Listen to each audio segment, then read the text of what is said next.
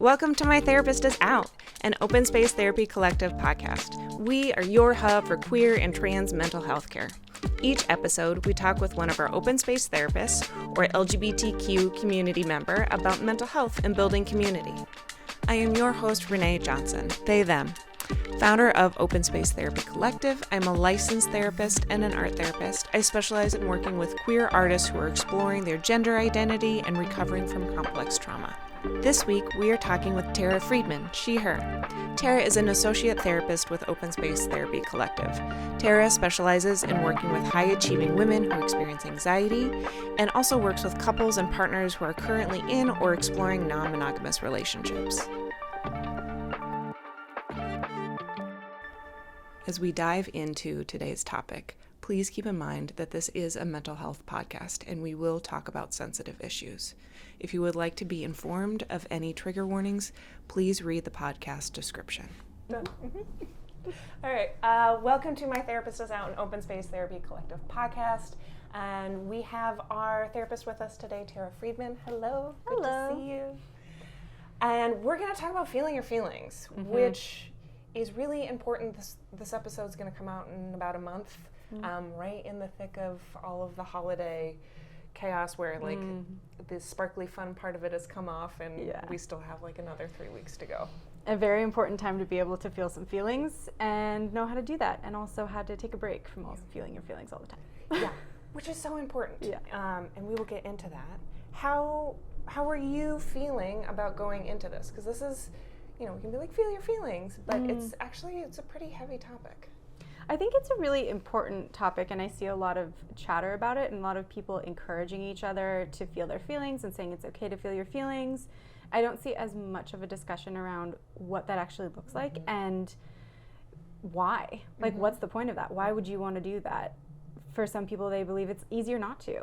So, yeah, that's so important. And I mean, that's my big beef with like the Instagram social media things is like they're just little snippets, but you don't get into the meat of it. And I realize this is like not a hot take, but it's all of the things that you see are just like, hey, you're a people pleaser, is a note to like go deeper into it, because there's so much more into that. And just like, feel your feelings. It's layered. A lot of nuance that's hard to capture. Yeah. So let's start from the beginning. What does it mean to feel your feelings? Yeah, so I think it's really common to think about your feelings rather than feel them. And so a lot of people have like a narrative in their head about what they should feel, what they shouldn't feel, what they're allowed to feel, and will kind of intellectualize or languageify their emotions in that way. And the difference is that actually feeling your feelings involves noticing, accepting, allowing, and witnessing the actual like physiological emotional process that you're going through. I love the fact that you brought up like what you're allowed to and not allowed to feel, or like, oh, I am around my sister, and so I know I'm going to feel like this, and I'm going to have this narrative, and if I do these things, then I can not lash out and blah, blah, blah, which is not feeling them. That's like knowing that they exist somewhere, but being very disconnected from them, where if you allow yourself to drop into that and experience that, it's a totally different process. Yeah, absolutely. It's kind of like the logistics of the event versus going to the event. Yeah. Perfect. A lot of people come into therapy being like, I feel bad, I don't want to feel bad, and feelings can often feel bad. So isn't the point of therapy not feeling bad? Yeah, that's a great point to bring up. When people come into therapy and they're like, I feel bad, I don't want to feel bad anymore, oftentimes the feeling bad that they're experiencing is reasonable resistance to not wanting to feel the thing.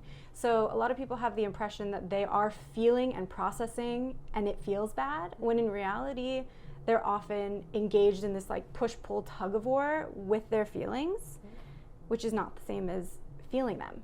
And oftentimes if we have the space in therapy, the safe, regulated, boundaried area to actually sit with those emotions, the way out is through. So therapy is less about not feeling bad than actually feeling and being able to tolerate a range of emotions. We'll hear a lot from clients, well, I don't want to feel that. Or like, that's, like, I'm having this feeling, but that's not what I think about this person. I'm around this person and I like get angry, but I'm not mad at them. And how do you talk to people about the feeling and the thought being different, and that the relationship that logic kind of plays into there? So there can be so many different reasons why somebody's feelings about something and their thoughts or opinions about something can differ. There can be like entrenched values, like an example would be that somebody asked someone to do them a favor, they want to do it. In their brain, they absolutely feel comfortable with that. In their body and in their emotional life, they feel angry and resentful. And that mismatch can be really disruptive because that's bumping up against somebody's socialization or their values or what they wish was true. And I think even just acknowledging that mismatch, and sometimes they won't be on the same page. Sometimes you wish you felt a different way. That's okay. It's still important to acknowledge the way you do feel. Can you say more about the wish? Because I think that's a really important thing of like, I want to help out my friend. Like, they're moving, I've got a Saturday, I'm happy to do that. Like, it's in my value system to be supportive. But I'm feeling angry and resentful. Where does wish or fantasy kind of move between the two? So people might feel angry or resentful either that they don't actually have the emotional or physical resources to follow through on something they want, or they might feel angry or resentful that someone asked them for something because they're not quite comfortable saying no. So they might have said yes when they meant no. And so that mismatch can happen for a lot of different reasons, but I think it's really important to acknowledge the reality and then the fantasy. And then you can choose what to do with that. Yeah, and there's still choice in there, where like if you're having if you're feeling your feelings, if the emotions are coming up, you can experience those and still make a choice. It's not all of a sudden then that feeling and emotion take control and you are just a slave to that. Those are different things. And like you're saying, like they're all steps in a process. It's not one of them takes control or dominates the other ones. Yeah, and I think that's such a good point, because oftentimes there's this sense that we can't take feelings into account because then we'll just be out of control, charging after our feelings, doing whatever we feel like. But when we kind of recontextualize that with our thoughts, a lot of people are much more following the actions that their thoughts dictate. But we're not out of control in that way, right? Like if somebody honks at you, you may want to yell at them. That might be your first thought. I'm going to yell at them. But that doesn't mean you do that. So acknowledging, I think there can be some anxiety or fear around acknowledging anger or frustration or resentment or any of these like stereotypically unpleasant feelings, because of the fear around then I'm going to have to do something about it. You still get to choose, just like you do with your thoughts. I love anger as an emotion, especially in therapy. It's probably my favorite one. But even like today, I was riding my bike to the office and there was somebody with a leaf blower and they didn't see me and they like leaf blowed across my face, which was not fun. In allergy season. And my earbud fell out and then a car rode over it. And I like, in the moment, I'm like, in my brain, I'm like, oh no, this is terrible. And my feelings, I'm like rage and like, oh my God, I'm gonna like beat this person up. I would never do that. And then I stop and turn around and like actually see everything that's happening. And I'm like, oh man, this poor person didn't realize it. It's a headphone. It's fine. And like, because I was able to go through that emotion process, at the end of it, then you have kind of all of the information to make a choice. Where if you stop and I'm like, nope, I'm not going to be angry, then that's stuck. And you can't actually then make fuller choices and fuller decisions. Yeah, I really think because we, in our society, we value logic so much that I think it's a real detriment to people's emotional life, in that there's this sense that if you repress your feelings or ignore them, or just like they're knocking on the door and you're not answering, that you get to stay in like control.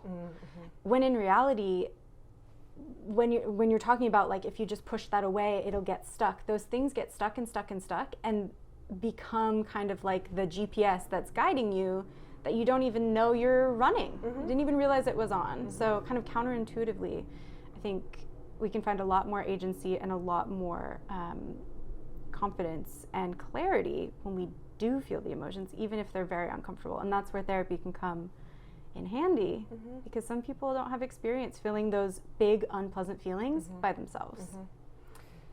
Yes, and they can feel really overwhelming, especially if you've been shoving them down, because if you have 20, 30, 40 years of repressed emotion and you start letting them up and you're not practiced with it, it can feel really out of control. So having that support is really important. Yeah, and that's why I think my favorite metaphor for feelings and emotions is like a pot boiling over. Like maybe you're making rice, maybe you're making oatmeal, but you start to hear it fizzle and you know that you have to lift the pot, not for the whole time, but just for a little bit so that some steam can get out. And that steam is what I think of like the emotions as, that sometimes you gotta lift the lid, and not like consistently you gotta lift the lid, otherwise things boil over. Yeah. When somebody asks you what the difference between an emotion and a feeling is, or how to engage with those two things, or if they are maybe the same thing, how do you respond to that? Because they get used differently. Yeah, so I think of feelings as like the physiological feeling in the body, the sensation, the physical experience that you're having. Maybe we can use your example of getting leaf blown in the face. Like, what was that rage like? Like, what was your heart rate like? What was your breathing like? What was the tension in your body like? And then the emotion is the name. I think of it as the name that we put to those sensations. So for you, that was rage. And that's kind of, I do differentiate, and I think it can be helpful for people to differentiate sometimes. How to engage with them. Yeah, so engaging with the physical part can be sometimes easier, sometimes harder than engaging with naming the emotion. So this goes back to something that I've mentioned before, but therapists love to ask where you feel things in your body. And so that can help you identify some of the cues that an emotion is present, that you're somewhere in an emotion cycle. So something as simple as just noticing that you're sitting in traffic and that your shoulders are getting tense. That could be a cue that an emotion is coming up for you. Yeah, I think a common one is like people will often feel anxiety in their chest, or like a tightening in their chest, or their heart races, or if you're angry, your face gets flushed. And those, because we physically feel the emotion before our brain can go, that's anger, that's anxiety, it's important to be in the process of engaging with your body in that feeling state, because the more that you do that, then the quicker your mind and your body can connect, and your mind and your emotions can connect, and it's all helping your whole system communicate together, right? Instead of keeping them very separate. Yeah, which I think brings us to this sense of why would we do this? Like, what's the point? And if you are attuning to your body, like, it's not necessarily enough to say, okay, my heart's beating really fast. Okay, what's step 2? Like you're saying, this is all part of a process. What's step 2? Okay, that's anger for me right now. Okay, what does that mean? What is that anger telling you? Like, anger's not just there to make you upset and give you a shitty time or an unpleasant experience. It's there to tell you that something needs to change, that maybe a boundary's been crossed, or maybe you aren't in alignment with your values. And those messages are really important. Our emotions are messengers to tell us about our internal and external experience. So step 3 is like, what does that anger want me to do? Sometimes you choose to go with it, and sometimes you say, that's a choice I'm not going to make today. Yeah. Like yelling at the person who honked at you, or getting mad at the person who leaf blowed you. Mm-hmm. You still get a choice. Yeah. There's a space between feeling and thinking and action. Mm-hmm. And part of the work that we do with people, and we all need to do as just humans in the world, is taking the beat in that space to make the choice, instead of ignoring it and just having a thought or an action just result in a reaction. Yeah. You said something about movement. So feeling like that, I think one thing that people often come in and don't realize is that feelings don't get stuck, we stick them. And so when, I'm riding my bike, getting leaf blown in the face, if I would have stopped it, then that anger would have stayed there. But your body is constantly moving and changing and moving through your nervous system and changing through your feelings. And so if you're feeling anger and you let it go, it will go away. You're feeling happy. That's why we're not happy all the time. If we could stick happy, I think a lot of people try and do that and it doesn't work. Yeah. But it's never a permanent state, and it's when sometimes it's trauma and sometimes it's because we're shoving emotions that we can't, where we get stuck in a depressed, freeze state or a really heightened like angry or flight state. But if we let the feeling keep going, it will keep moving and we can go on with whatever it is that we're doing. Yeah, and I think that's a really, really good point about emotions being somewhat fleeting or being impermanent kind of in their nature, because they're a physiological process. Like generally we aren't always hungry, we aren't always full, we aren't always sleepy. And the physiological process of the emotion, it really doesn't have that long of a shelf life. I think most emotion waves last a couple minutes at most. And I hear a lot of people say that they're afraid that if they start to feel something, it'll never end. And so that can be one of the side effects of pushing away that push-pull with emotion for a long time, is the longer people wait, the scarier it can be. The sense that like there was 2 years of emotions, now there's 4 years, now there's 6 years, and that will just be an unending wave. When in reality, it's like the tides. It'll come and go, it's a cycle. And emotions do have beginnings, middle, and ends. What you're talking about is getting stuck in the middle of an emotion cycle. Can you go back to something you said about what does a feeling want you to do? Can you talk more about that? Yeah, so sometimes you might be doing a new activity and you might have a huge smile on your face, you might have this feeling of warmth in your body, of looseness, energy, and you might recognize that as joy and realize that this activity is bringing you joy. And maybe that joy wants you to do this activity more. Maybe you're having a conversation with somebody and they say something unexpected and you kind of feel like you got the wind knocked out of you and your shoulders are tense and you feel really tight, and maybe that's hurtful, maybe that's pain that you're feeling, and that emotion wants you to either set a boundary or communicate with this person. So the idea of emotions as messengers that are trying to signal a need or a want or a desire can sometimes help people contextualize like why it might be valuable to tune into their emotions.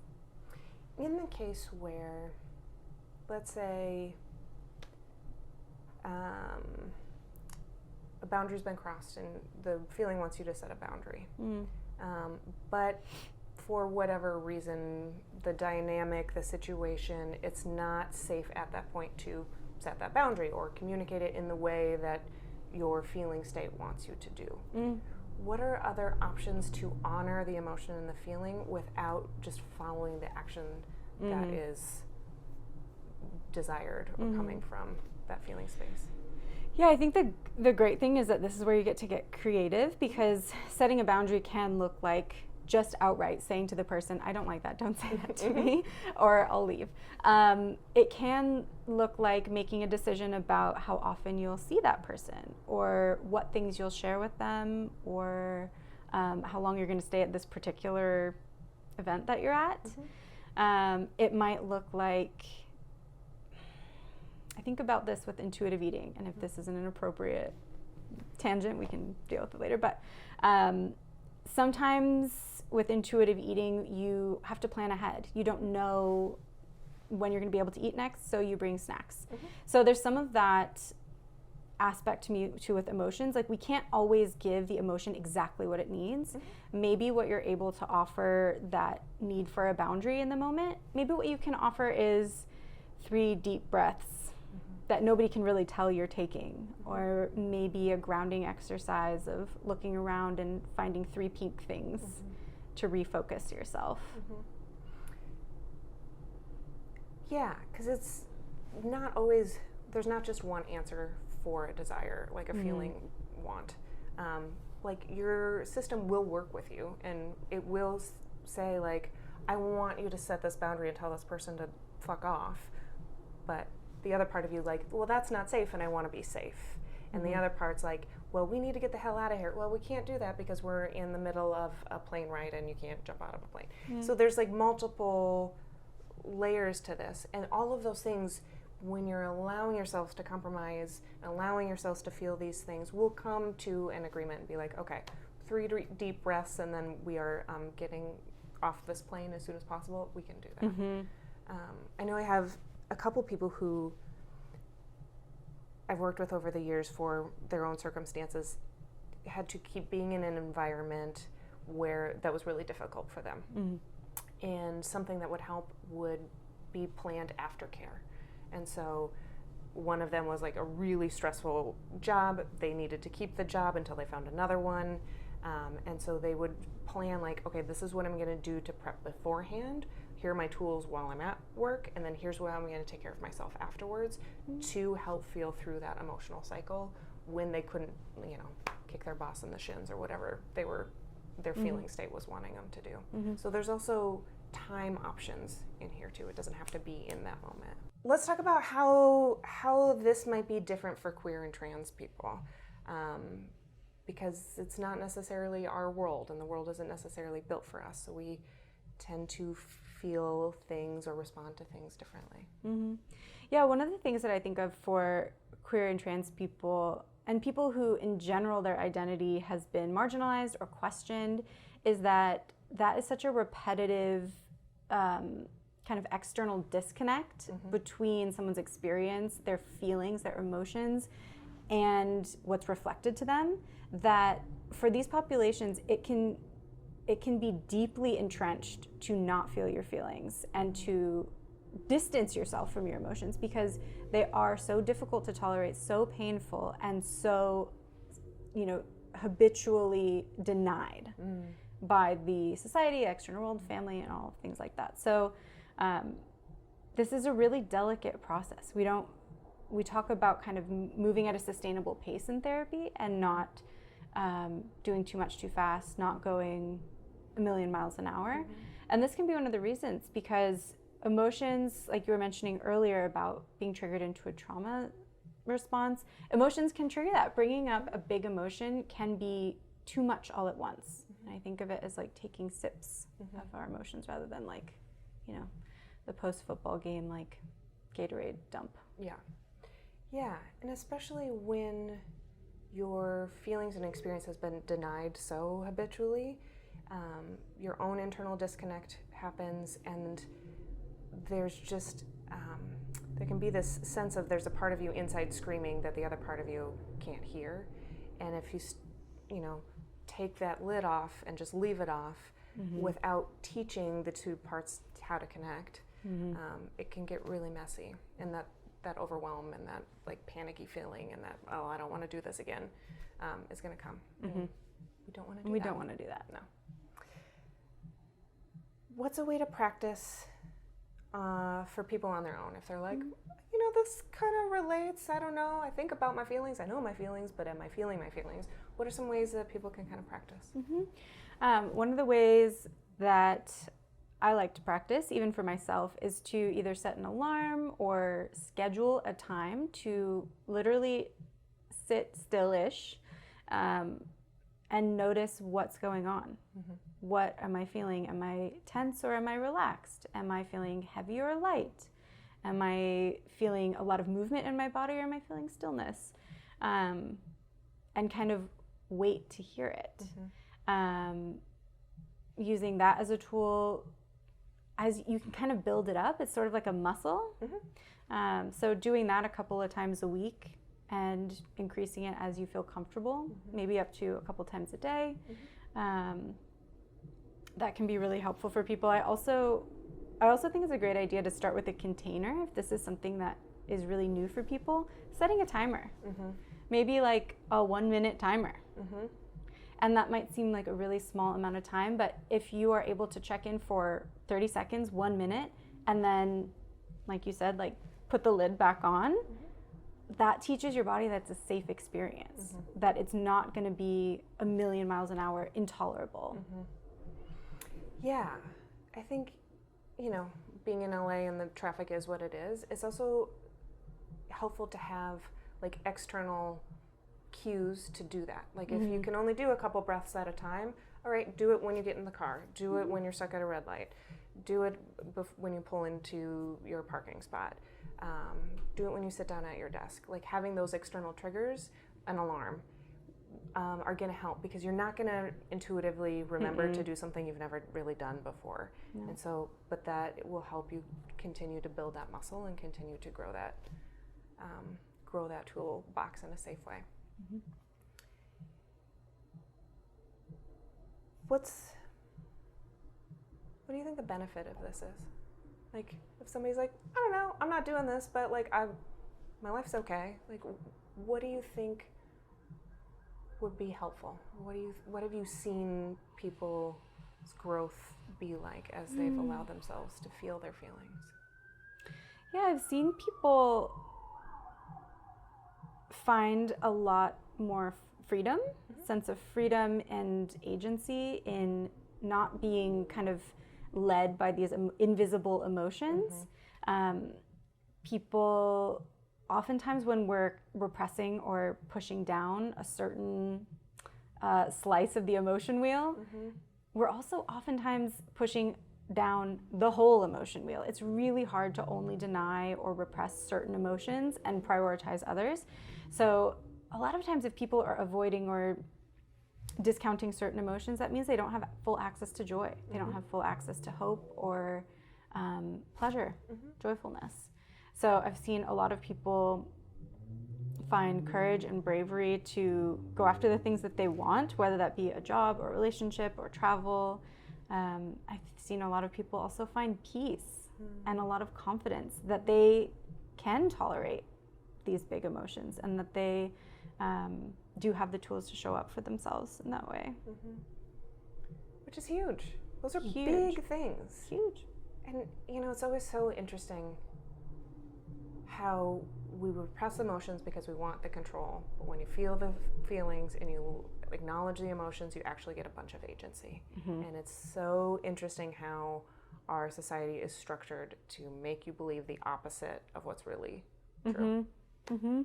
Yeah, absolutely. And it's so counterintuitive. Like I couldn't count actually the amount of faces that I've seen fall when I say sometimes the way out is through. But once people get through, getting through the next time is so much easier. Getting through the next time after that is so much easier.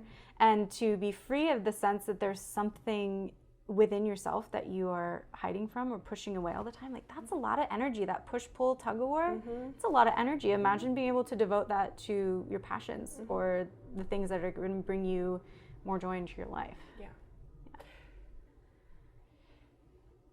It's that intuitive piece is important too. Like I wonder this all the time, but if we were just kind of born in a silo for a while and like had 5 years without any like societal nonsense, if it would be intuitive, like if it would be, we would naturally do those things more. There'd be a whole set of other problems, but so this is not real. Sure.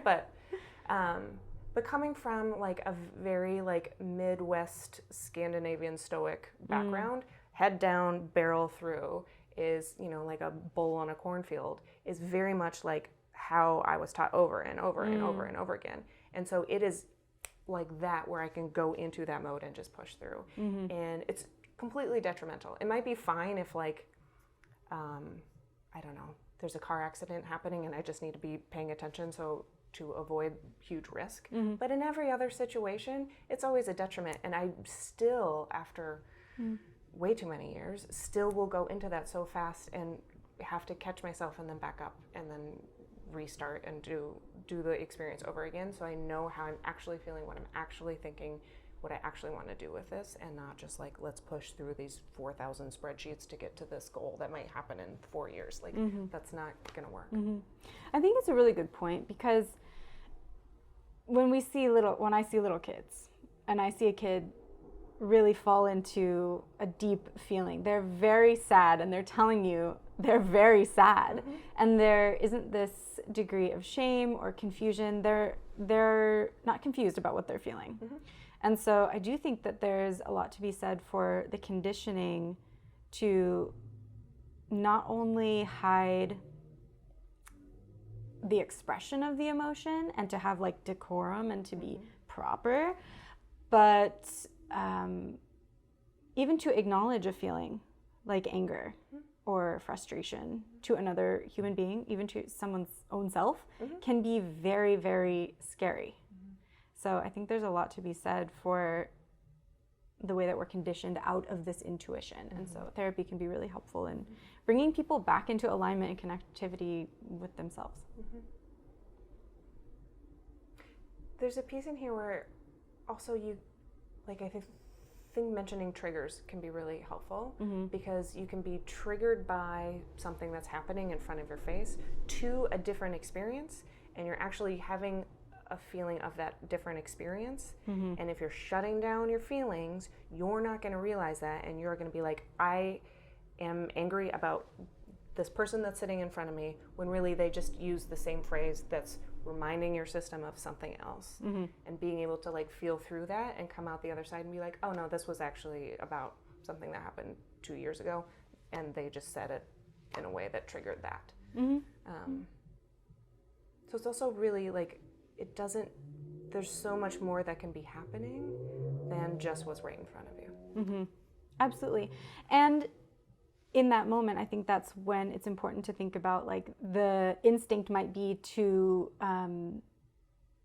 get really mad at that person who we've been talking about. And that other part of you might be like, hey, remember that this happens for us. This happens because of this other experience. So let's not take it out on our friend. And that kind of time to be able to sort through what's actually going on, that's one of the things that you're talking about with this like response versus reaction. There's something else you said that I thought was really important. Oh, about like snapping into that kind of like head down focus mode. I think it's important to note that when we're talking about feeling your feelings, like nobody is actively in the process of intentional, like full focused feeling their feelings 100% of the time. Oh God, like no. we could not get anything done. That's not what we're advocating, is a full-time attunement. And it's okay to sometimes have distance between your moment-to-moment experience and your emotions. It's okay to decide that you're not going to take action right now. It's okay to snap into, oh, it's an emergency. I don't really have time to feel the feelings right this moment in the emergency. I think what's important is that you're able to move back and forth between that attunement and that distance, and that you have access to feeling the feelings and that you feel them eventually, right? Even if you can't be attuning to that and attending to it during the workday at your stressful job where you're being misgendered or treated poorly. But when you get home, like you were talking about with the aftercare, maybe that's the time that you are actually able to complete that cycle so it doesn't get stuck.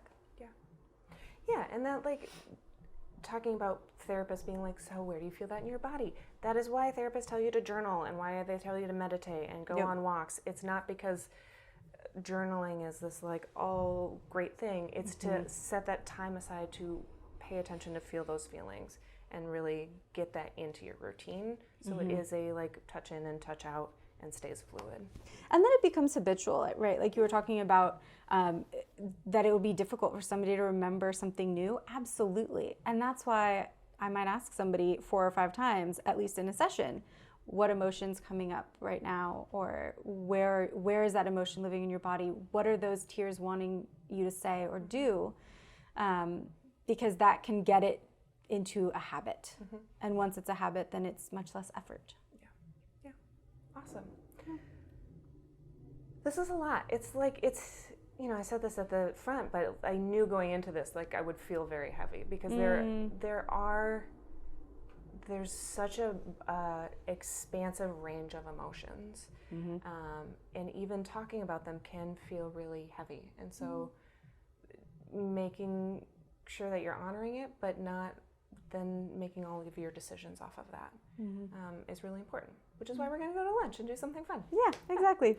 And this conversation is, of course, like a slice of the bigger pie. As much nuance as we can cover in one episode. Yeah.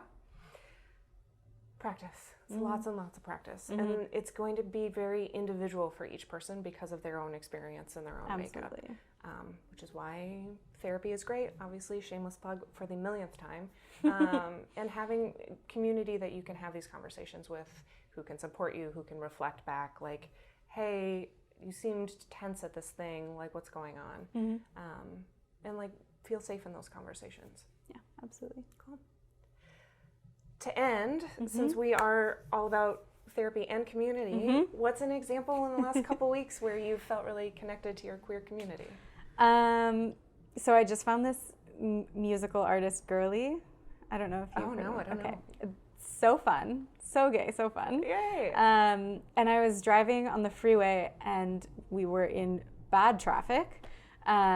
And these 2 people in the car next to me were like blasting one of these girly songs, and I put it on. We were like totally still, and I put it on in my car too, and it was just like really sweet to look over and like know that we were having a moment, but we didn't even know each other. Yeah. Oh, that's really cute. I love that.